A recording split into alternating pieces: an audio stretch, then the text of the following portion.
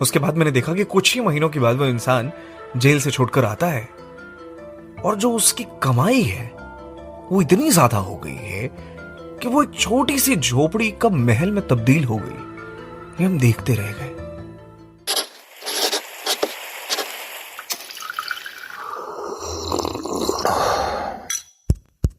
Fever Stories।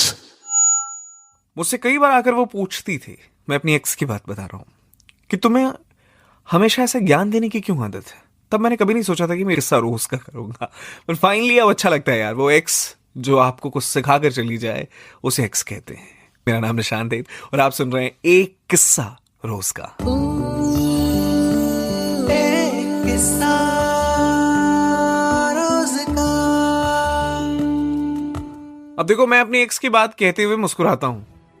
तुम जब कहती हो तो गम होता है, सीने पर खंजर है, तकलीफें, दुख, जाने क्या क्या। You know why I'm laughing? You know why I'm smiling when I'm discussing about her? क्योंकि मेरे दिमाग में एक बहुत साफ तस्वीर है यार। ये वो तस्वीर है जो मेरी है। किसी रोज जब मुझ पर एक काला धब्बा नजर आता है किसी पुराने कल का, तो मुझे ऐसा लगता है कि कहीं ना कहीं ये पॉइंट आउट करने की कोशिश है कि ये धब्बा ऐसे मिटा ले। बहुत साफ तरीके से दिखता है और ये अच्छी चीज है यार। मैं ऊपर वाले का बड़ा शुक्रगुजार हूं कि उसने समय समय पर ऐसी ऐसी चीजें की है मेरे साथ। ऐसा लगता है कि सब तय था, मैंने तो बस कदम बढ़ाए हैं, रास्ते बने हुए थे। आज एक सवाल पूछा है स्तुति ने मुझसे कि निशांत, ऐसा क्यों होता है जो आप चाहते हैं वो आपको नहीं मिलता, और जो आपको मिलता है उसकी तो ख्वाहिश आपने कभी की ही नहीं थी। तो ये ऊपर वाला जो आप हमेशा कहते हो देखता है, वो कैसे देखता है और क्या देखता है कि उसे मेरी ख्वाहिश, मेरी मर्जी नहीं दिखती। हाय, स्तुति का ये सवाल कईयों का सवाल है और इसका जवाब आज निशांत तलाशेगा किस्सा रोज का में। ये कहानी सुनाता हूं। ये कहानी जहां खत्म होगी वहां इस सवाल का जवाब छुपा है। सुनते जाओ। देखो, ऊपर वाला देखता तो सब कुछ है। एक एग्जाम्पल देता हूं मैं तुम्हें, एक बहुत छोटा सा एग्जाम्पल है। जहां मैं रहता था, मतलब मैं बचपन की बात बताता हूं, वहां एक शख्स था जो बड़ा गरीब था यार। पर हाँ, उसके खुराफाती दिमाग में बहुत सारी चीजें चलती थी। हमेशा कुछ ना कुछ गलत करने की कोशिश करता था इंसान।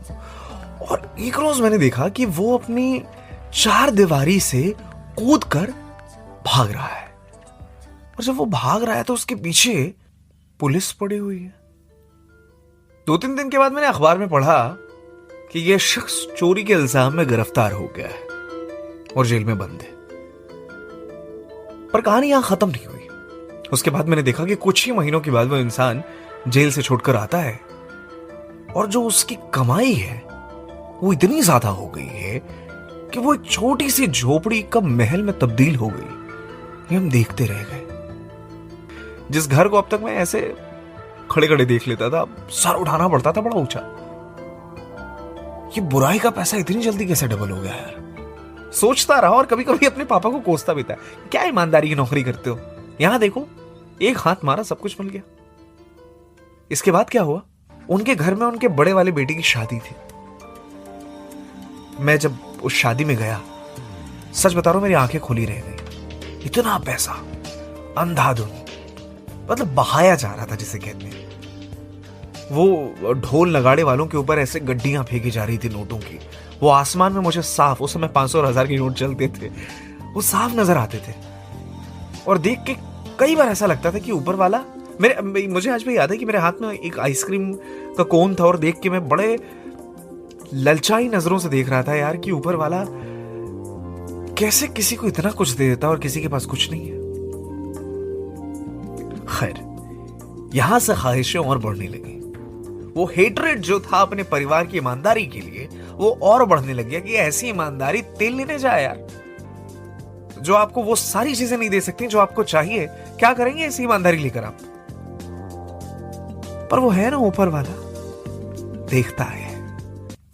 उनका एक बेटा था जो मुझसे उम्र में थोड़ा बड़ा था। वो हमारे साथ खेलने के लिए आता था, तो हमेशा पैसों की बात करता था, बड़ी गाड़ियों की बात करता था। और देखकर हमेशा लगता था कि मेरे बाप ने क्या कमाया, कुछ नहीं। कैसे ख्वाहिशें पूरी कर रहे, कुछ नहीं। मेरी क्या जिंदगी है, कुछ नहीं। मतलब एक दिमाग में साफ तस्वीर बन गई थी कि फादर मेरे जो कुछ भी कर रहे हैं वो वाहियात है। असल सुख तो इसमें है जो इस लड़के के फादर कर रहे हैं, यानी पाप। आप समझ रहे हैं नेगेटिव चीजें आपको अपने आसपास कितनी तेजी से जकड़ती हैं, कितनी तेजी से।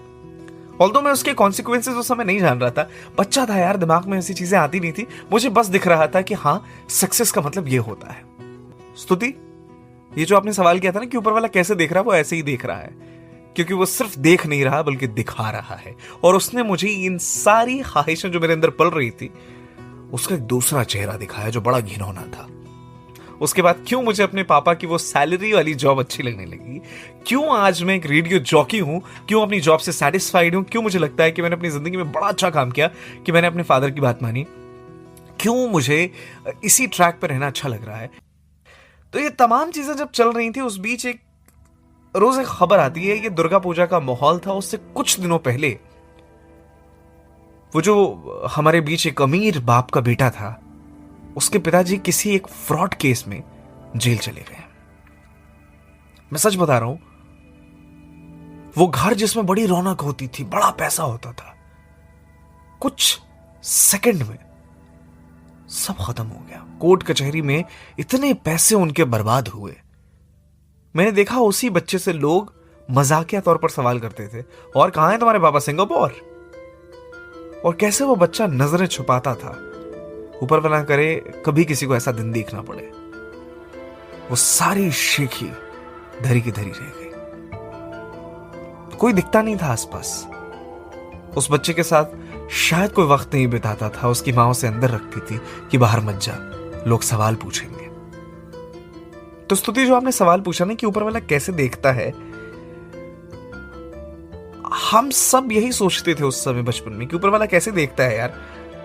ये जो लड़का अपनी सारी ख्वाहिशें पूरी कर रहा है इसके फादर के जरिए, इसके लिए तो ऊपर वाले देख रहे हैं, मेरे लिए नहीं देख रहे हैं। इसके लिए ऊपर वाले ने सारी ख्वाहिशें रख दी, मुझे कुछ नहीं मिला।